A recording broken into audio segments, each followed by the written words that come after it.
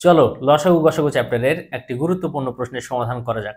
প্রশ্নে কি বলেছে দেখো, কোন ক্ষুদ্রতম সংখ্যাকে 7, 9 ও 11 দ্বারা ভাগ করলে যথাক্রমে 1, 3 ও 5 ভাগশেষ থাকবে। খুবই সহজ একটি অঙ্ক, একটু ভালোভাবে মনোযোগ দিয়ে দেখো কি বলেছে। কোন ক্ষুদ্রতম সংখ্যাকে, যদি ক্ষুদ্রতম সংখ্যাকে বলে তাহলে নিশ্চয়ই বুঝতে পারছি সেখানে লসাগু নির্ণয় করতে হবে। যদি বৃহত্তম সংখ্যাকে বলা থাকে লসাগু গসাগুর এই টাইপসের অঙ্কগুলির ক্ষেত্রে, তাহলে সেখানে গসাগু নির্ণয় করতে হয়। কিন্তু যদি কোন ক্ষুদ্রতম সংখ্যাকে বলা থাকে সেখানে লসাগু নির্ণয় করতে হয়। এই জায়গাটাই অনেকের কনফিউশন হয়। তো যাই হোক, কনফিউশন থাকার আর কোনো প্রশ্ন নেই, যেহেতু তোমাদেরকে বলে দিলাম।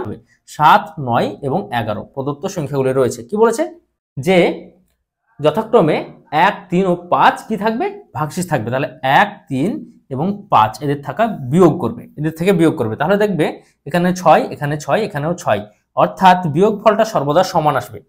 যখনই এই টাইপসের প্রশ্ন তোমাদেরকে দিবে, তার মানে মাথায় রাখবে এই যে প্রদত্ত সংখ্যাগুলি আর প্রদত্ত ভাগশেষগুলি তাদের মাঝের ডিফারেন্স কিন্তু সমান হতে হবে, নাহলে অঙ্কটাই ভুল হবে।